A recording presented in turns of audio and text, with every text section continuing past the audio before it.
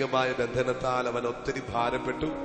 പക്ഷെ സ്വർഗത്തിലെ വലിയവനായ ദൈവം ആ കെട്ടുകളെ അടിച്ച് ഇന്നിവനെ സ്റ്റേജിൽ കൊണ്ട് നിർത്തിയിരിക്കുക. കർത്താവിന് ഒരു കാര്യം അസാധ്യമല്ല. പ്രവീണ ഇപ്പോഴെങ്ങനെയുണ്ട് നിന്റെ ലൈഫ്? കൊള്ളാം. ഒരിക്കൽ കൂടെ കരങ്ങളെ അടിച്ച് ദൈവത്തിന് നല്ലൊരു മഹത്വം കൊടുത്താൽ